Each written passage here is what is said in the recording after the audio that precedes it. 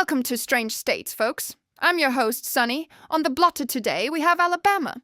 And if you like cults and the occult as much as me, you should hang around till the end. Shall we? Number 5. We start in the town of Leeds, Alabama. It was a quiet Thursday evening in January 2024 at the local Bass Pro Shop.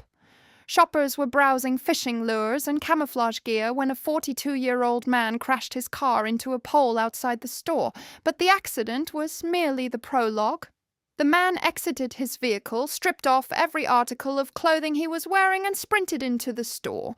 He bypassed the confused cashiers, made a beeline for the massive 8,500-gallon indoor aquarium, and executed a flawless cannonball into the water. For 5 minutes, he stood beneath the aquarium's decorative waterfall, completely nude, shouting at the police officers who had arrived to arrest him. He eventually climbed over the glass and fell onto the concrete floor, where he was apprehended. He later admitted to police that he was under the influence of narcotics. He was charged with public lewdness, disorderly conduct, and criminal mischief. One can only imagine the trauma inflicted upon the largemouth bass. Number 4.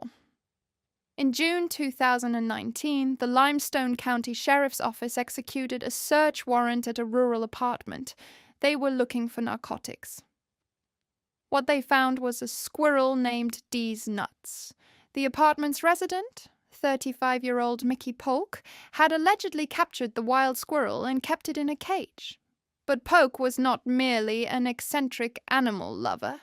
According to law enforcement, Polk had been feeding the squirrel methamphetamine to ensure it remained aggressive, effectively training it as an attack squirrel to guard his drug stash. When police raided the home, Polk was not there, but the hyperactive rodent was.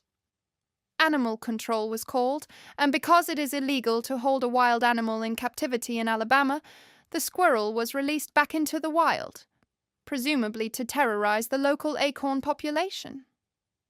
Polk was later apprehended after a high-speed chase. He vehemently denied giving the squirrel narcotics, claiming he had raised it from a baby and would never endanger it. He was charged with possession of a wild animal, among other more traditional felonies. Number 3. On the evening of July 13, 2023, 25-year-old nursing student Carly Russell called 911 from the side of Interstate 459 in Hoover, Alabama. She had spotted something alarming, she said. An unattended toddler walking along the highway. She called a family member to report the same thing. Then the line went silent. Her car was found abandoned on the roadside. She was gone. The story detonated on social media. Crime Stoppers raised over $63,000 in reward money. Local, state, and federal agencies mobilized. The nation held its breath. 49 hours later, Carly Russell walked back into her parents' house. She told police she had been abducted, blindfolded, placed inside a tractor-trailer, photographed while undressed, escaped, recaptured, and escaped again. Police were skeptical from the start. Investigators revealed that, in the days before her disappearance, Russell had searched her phone for how to take money from a register without being caught, a one-way bus ticket from Birmingham to Nashville, and the Liam Neeson abduction film Taken. There was no toddler. There was no kidnapper. 11 days after her return, Russell admitted through her attorney that the entire thing was a hoax. She was convicted, sentenced to probation, and ordered to pay $18,000 in restitution, of which she had paid less than $1,000 2 years later. To this day, no one knows exactly where she went or what she was actually doing for those 49 hours. Number 2. Nanny Doss looked like the quintessential sweet Southern grandmother. But beneath her cheerful demeanor lay the heart of a prolific serial killer. Between 1927 and 1954, Nanny murdered 11 people across several states, including Alabama. Her victims included 4 of her 5 husbands, 2 of her children, her sister, her mother, 2 grandsons, and a mother-in-law. Her weapon of choice was arsenic. which she cheerfully stirred into coffee or stewed prunes. She was finally caught in Oklahoma after her fifth husband died suddenly, and an autopsy revealed enough arsenic to kill a horse. When confronted by police, Nanny didn't deny it.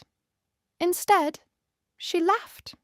She giggled constantly throughout her confession, earning her the nickname the Giggling Granny. When asked why she killed her husbands, she blamed romance magazines, stating she was simply searching for the perfect mate. And when her husbands fell short of her romantic ideals, she poisoned them.